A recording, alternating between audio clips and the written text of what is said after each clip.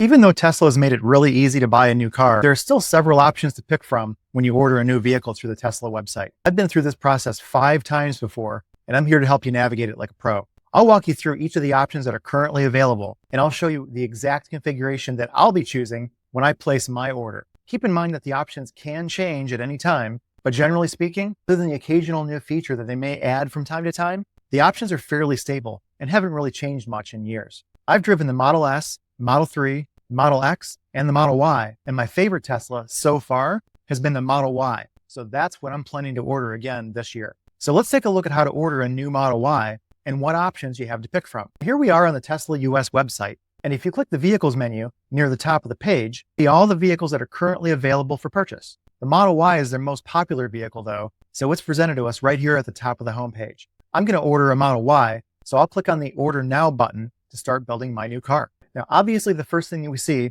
is pictures of the car that you can scroll through. And as you pick different options for the car over in the right-hand column, the pictures change to show what the car would look like with those options. For instance, if I scroll down to where I can pick the color for the car and change the color to red, then the pictures of the car change to red. You can also see that as you change the options for the car, the vehicle's performance numbers in the upper right corner sometimes change. The estimated driving range, the vehicle's top speed, and the vehicle's 0 to 60 acceleration time. You see these numbers change mainly when you pick different powertrain options just below and when you pick different wheel options a bit further down the page. For instance, if I change from the long-range rear-wheel drive option to the performance all-wheel drive option, you see the performance numbers at the top here, the range, the top speed, and the 0 to 60 acceleration time all change accordingly. Before we go any further though, I want to draw your attention to the financing options between performance numbers and the powertrain options. These options almost disappear on the page, but they're worth taking a moment to look at. We're presented with 3 options.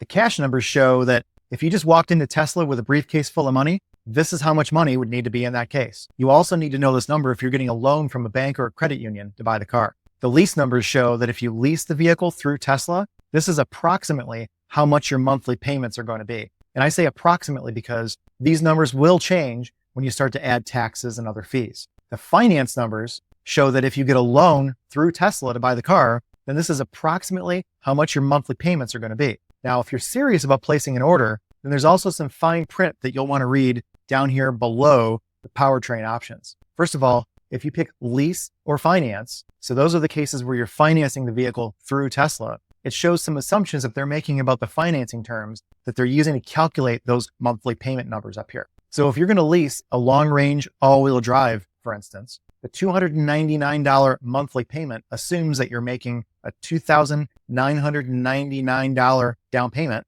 You're leasing it over 36 months, and you're getting 10,000 miles of driving each year. If you're financing or getting a loan to purchase the same long-range all-wheel drive car, then the $529 monthly payment assumes that you're making a $3,999 down payment. The loan has a 5.99% interest rate, and the loan is over 72 months. If you want to change those assumptions though, because you're planning to give them a bigger down payment, for instance, then just click the Edit Terms and Savings link and a pop-up box appears where you can fart around with these options and run different financing scenarios. You can pick whichever option works best to help you compare the cost of the car, but I usually pick the cash option to compare bottom line numbers until I'm actually ready to place the order. And here's another option that I also recommend. Deselect the option that includes tax incentives and gas savings. This is a technique that Tesla has used on their website for as long as I can remember to make their vehicles appear less expensive by factoring in a $7,500 federal tax credit and factoring in how much money you're likely to save by not needing to buy gasoline anymore. If you're getting a loan to buy this car from a third-party bank or credit union though, then they don't care about the $7,500 tax credit that you may get. For that matter, depending on how much money you make, you may or may not even get that tax credit. Plus, Tesla has no idea how much gas you might normally burn in a month. So I recommend turning off that option to get a more realistic set of cost numbers to look at. If you do get the tax credit, then great. If you do save that much money each month on gas, then great. Those are bonuses though, and not things that you need to rely on to determine whether or not you can afford to buy this car. So back up to the powertrain options. As of today, there are currently 4 packages to pick from: long-range rear-wheel drive, long-range all-wheel drive, performance all-wheel drive, and the new Model Y long-range all-wheel drive launch series vehicle. It's a mouthful. Tesla just started selling their new refreshed 2nd generation Model Y vehicle. And if you pick the new launch series option, then you'll get one of those new second generation Model Y cars with a bunch of new features and improvements. If you pick one of the first three options, long range rear wheel drive, long range all wheel drive, performance all wheel drive, then you'll be getting one of their last first generation Model Y. They're still great cars, but I'm going with the new second generation Model Y. So what do you get with the new launch series Model Y? First of all, it's a fully loaded all wheel drive long range Model Y with every available option built in, as well as a few added bonuses like nicer seats, power folding rear seats, second row touchscreen for passengers in the back seat, a smoother, quieter suspension, which means a smoother, quieter ride, a new front-facing camera built into the nose of the car, a better sound system, better wireless connectivity, laminated window glass all the way around the car for a quieter ride, and a really cool looking front light bar and rear light bar. You can see more information about the new features by clicking the Learn More link here. It opens up a pop-up window with two tabs, What's New and Launch Series. What's New shows you everything that's new in the new second generation Model Y vehicles. And the Launch Series tab shows you all the bonuses that you get if you purchase one of these limited edition Launch Series cars. Now, there is not, at least not yet, a performance version available for the new second generation Model Y, like you could purchase for the first generation car. If you look at the first generation Model Y performance version, the main bonuses are a rear spoiler, red brake calipers, aluminum accelerator and brake pedals, a slightly lowered suspension, which also is a stiffer suspension, by the way, which means rougher ride, larger 21-inch wheels, which look really nice, but they also give you a rougher ride. Your rear wheels are wider than the front wheels, which means that you can't rotate them properly to maximize the life of the tires, a faster 0 to 60 acceleration time of 3.5 seconds versus 4.8 for the long range, a faster top speed of 155 miles an hour versus 135 for the long range, and a shorter estimated driving range of 277 miles versus 311 for the long range all-wheel drive. We don't yet know whether Tesla plans to sell a performance version for the new second generation Model Y, but even if they did, I'd still go with the long range all-wheel drive version this time around. I've now owned two Model Y performance cars, and although they're really nice and they're fast and they look cool, the differences between the performance version and the non-performance versions are so minor that most people can't tell the difference. And sure, the performance version is a little bit faster, but even the non-performance version is still pretty fast. And for a limited time, the Launch Series includes the acceleration boost feature that Tesla sometimes offers separately as an add-on to some of their cars. With the acceleration boost included with the launch package, you get a Model Y that accelerates almost as quickly as the performance version. So I'll click the launch version and move on. Got curb rash on your Tesla rims? Get a curb rash repair kit from Zinc Wheels. It's got everything you need to fix your scraped up rims. It's as easy as painting your nails, and you can have great looking wheels again in less than an hour. Just go to our website, pick what kind of model Tesla you have, pick what kind of wheels you have on your Tesla, order the curb rash repair kit that's specifically made for your car, and get ready to fix your wheels this weekend.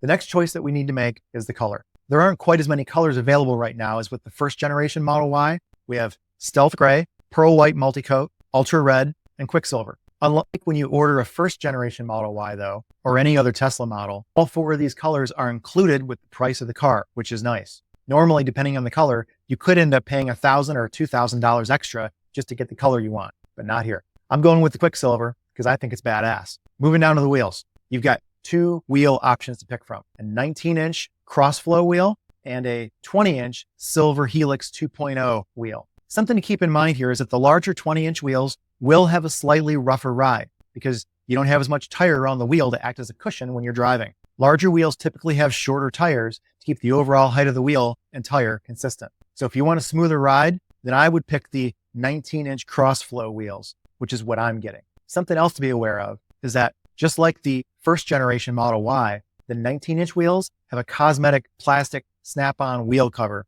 that's attached with spring clips to a painted aluminum wheel underneath. This allows you to remove the black plastic wheel cover if you want. Maybe you prefer the look of the painted aluminum wheel underneath, or maybe you'd like to replace the stock Tesla wheel cover with a different aftermarket wheel cover to change the look of the car. Whether you want the 19-inch Crossflow wheels or the 20-inch Helix 2.0 wheels, they're both included with the price of the launch package, which is also unusual. Tesla normally charges a couple $1,000s extra if you want the larger wheels. Again, I'm going with the 19-inch Crossflow wheels, so let's move on. The Launch Series includes a tow package, which includes a hitch receiver and a wiring harness for towing, which is nice since Tesla's traditionally charged extra for this too. I suspect that after they've stopped selling the Launch Series Model Ys, they'll start charging extra for things like nicer paint colors, bigger wheels, and the tow package. But for now, I'm just taking this deal and I'm running with it. You then get to pick the interior color, black or white. And again, white normally costs extra, but for now it's included in the price of the launch series. The white interior looks sharp, but I'm going with the black. I've seen a lot of people on the online Tesla forums complaining about stains on their beautiful Tesla seats.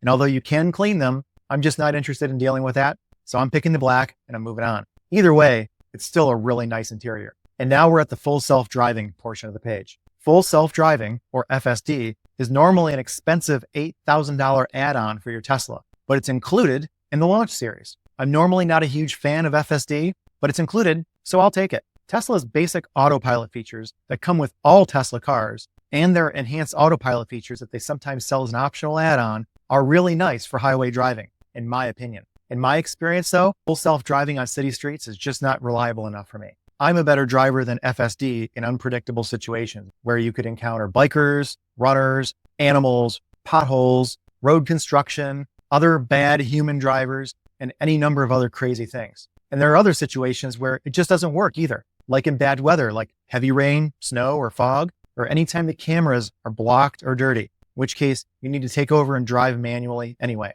So it's far from perfect, despite what some people say. So paying $8,000 for full self-driving isn't something that I would normally agree to. But again, if it's included, then I'll take it and I'll just use it on the highways. We're almost at the end here, folks. We're offered a few accessories for our new Model Y, like charging cables and a few other add-ons for the car. I'll pick the $275 mobile charger, as I normally do, because you can not only use it at home, but you can also unplug it and take it with you when you travel, which is nice. The $420 home charger charges your car a little bit faster, but it needs to be permanently mounted on a wall or a post. If you're always charging at home at night when you're sleeping, then the extra charging speed shouldn't matter at all. I like the portability of the mobile charger, so I'm going to pick that one. If you already have a way to charge your car and don't need it, then don't buy it. But when I sell my current Model Y, I'll throw in my current mobile charger, so I'll need a new one. And now we've got one last set of accessories to pick from. The center console trays, which are really nice for organizing the stuff in your center console, so I'll pick those. The all-weather floor mats and the roof rack.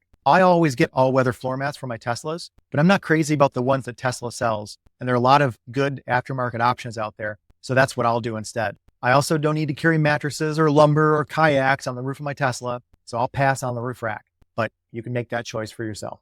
So that's it, folks. All the options that you have to pick from when you order your new Model Y. It tells you the final price down here at the bottom of the page, as well as how much you need to pay right now to place your order. There's one last point that I'd like to make here about the pricing difference between the first generation and the second generation Model Y. At first glance, the second generation Model Y may look more expensive to you, but when you consider all the free upgrades that are included, it's actually cheaper than a comparably equipped first generation Model Y. If you were to order a first generation Model Y and pick all the options that are included for free in the second generation launch edition, you'll see that the first generation Model Y actually costs a few $1,000s more, especially if you consider that the acceleration boost, which is included in the launch series, is worth a couple $1,000s all by itself. So get out there and place your order before the launch series Model Y disappears from the Tesla website.